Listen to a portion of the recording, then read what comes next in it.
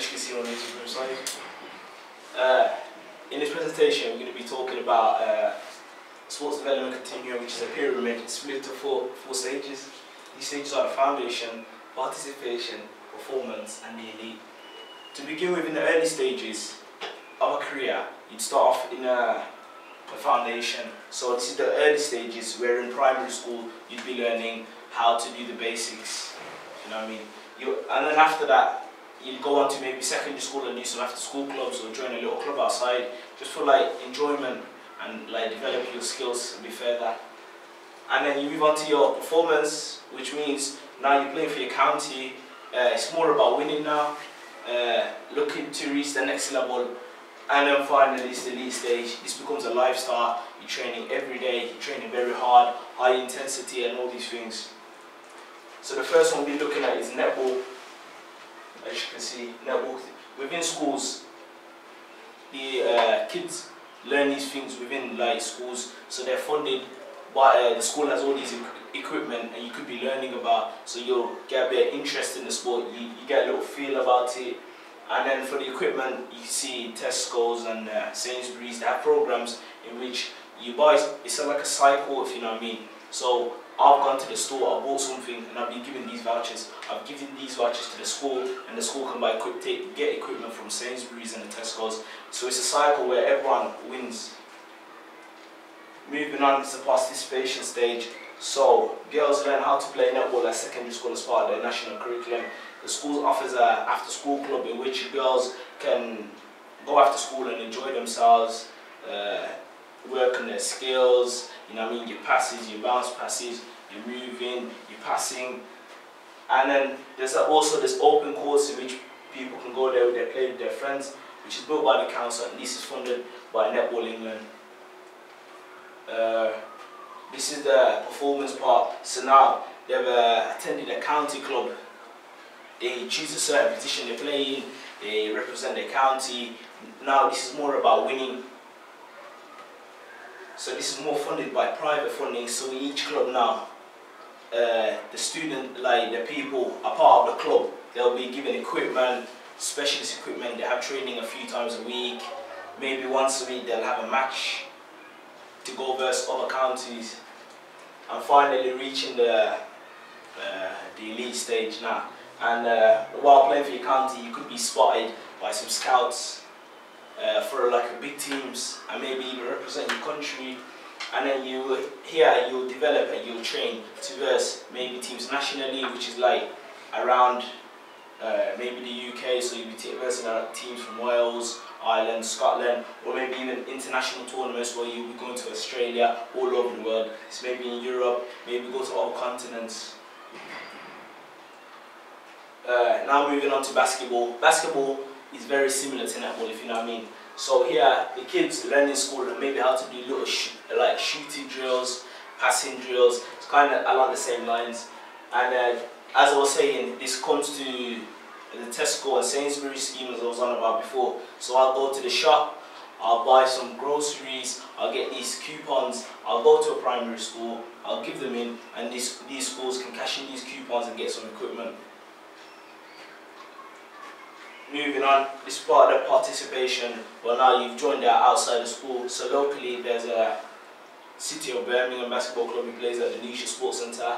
So here, the various ages where you can develop your skills, your dribbling, your shooting. You know, you work on your coordination, and as well as getting along with teammates.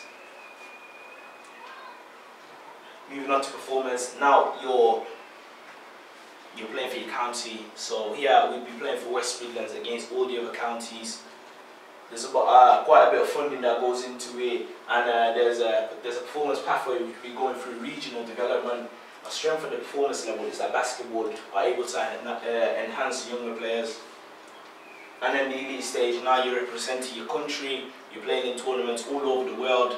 You know what I mean? This becomes a lifestyle now. So you're getting paid. You train in very long hours, very intense, and also to get into this stage, there are certain colleges you can go through, maybe trial with them to see if you're able for this level. So moving on to swimming. Swimming is a life skill. We all need to know how to swim, because anything can happen. You be in the middle of a sea, you're gonna have to know. To encourage this, there's a couple of schemes where the kids get certificates. So there's the Kellogg's ASA Learn to Swim Award. So there's certain different stages kids have to learn things. Moving on, kids now think they like the sport, they're quite good at it, they learn how to be afloat now. So they've moved on and they've gone outside the school hours, so they've maybe gone with their parents to do these things. They've joined a little swimming club with a group of friends, and there's things such as the Learn to Swim program, where kids complete a 7-stage course. Within these 7 stages, you learn you learn the basics of swimming, you know what I mean, you get better at it. So, and then like with these programs, you also learn safety aspects, which would be awareness. So maybe in the water, being aware of not hitting other people, how to enter the water safely, so maybe not just jump in and hurt yourself, and coordinate breathing. So if you're not too strong at swimming, like distances, and you're getting a bit tired, how to correctly breathe in. So after that, you've after the participation stage goes the performance, which you then complete the A to N. So within participation, you've completed 1 to 7. So now you moved on to complete 8 to 10, and these things are these stages are fundamental to move on to like progress through the sports development continuum. Once completing these stages, you tend to choose a certain route within swimming. So to represent your country in the Olympics, you maybe have to choose competitive swimming, water polo, or synchronized diving, or just diving like with a teammate. So synchronized diving basically. The performance, and then this performance continued. Once practicing your certain type, you have to take part in a regional competition. Swimming is quite competitive, which is part of the athletics. So you'll see swimming events in the Olympics. So you'd have to. It takes quite a while to go through these few stages, because it is very competitive. So you'd have to take several years. You may be taking part in competition before you're spotted by a scout, and maybe even be a part of a big swimming club where like previously famous people have been a part of, which means you can more easily get spotted by the scouts to represent your country. And now, once you've reached the elite stage, there's a world-class swimming program, which is another program which is funded by UK Sport. It's aimed to identify, develop and support young talents in a bid to win a major medal in the Olympics. These opportunities you won't get a very long time, because as you know, the Olympics is every 4 years. So you could be at your best, your optimum, and then not win anything. So going on 4 years after that, you've grown old, so you won't get as good chances as you did the years before that. So winning a medal in the Olympics is quite hard. Comparison between the 3 sports. So as you can see, the sports I did were basketball, netball and swimming. All 3 of these sports are big in their own countries. So basketball, as we know, the biggest league is the NBA in America.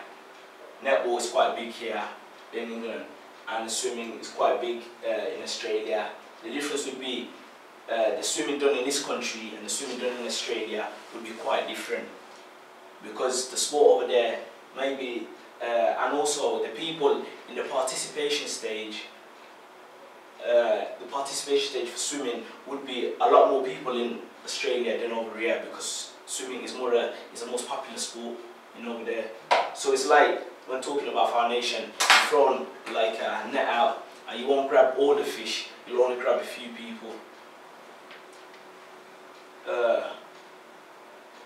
For the foundation, they're all the same in the first few years. So all three of the sports, the foundation is quite similar. The difference is that swimming is harder to get a hold of because of the equipment. In terms of like getting a pool, you won't find a swimming pool every corner you turn. But when it comes to basketball, you can be dribbling, walking down the road, you could be dribbling, netball, you could just, just improving your accuracy, just throw the ball. So it's a lot harder to work on your swimming in the foundation stage than the other 2 sports. the participation stage. This is where you get to know further knowledge about the sport, as I was saying. So basketball, you'd see what your strengths and weaknesses are. And in terms of, this is quite similar to all the sports, because in every sport you do, you'll always have something you're good at and something you need to improve on. So as part of the participation stage, you'll be working on these things you're not too good at, and you'll be working at your strengths to perfect them, to make you a better player. The difference is that basketball and netball, you need to work on your dribbling, whereas swimming, you need to learn how to maybe swim properly, how to swim properly, how to be afloat, and these different kind of things. Your performance stage in basketball and netball, at this age, they would be playing for county level. However, swimming, you'd be just a part of a swimming club. You know, you're regularly training with a group of people, trying to be the best. Because swimming, as you can see, it's one person representing a country, or maybe 2 or 3. But in a whole country, there'll only be the 3 people representing the country. Whereas in basketball and netball, it's a large group of people that are representing their county. So it's a lot harder to be a part of, to represent your country in swimming in the elite stage. The difference is that netball and basketball, you could win silverware every year. You'd be winning your league, there's cups, you know, these kind of things, tournaments. Whereas swimming, to win a major medal, you'd have to every 4 years. It's every 4 years, the Olympics. And here's my references. Thank you for watching my presentation.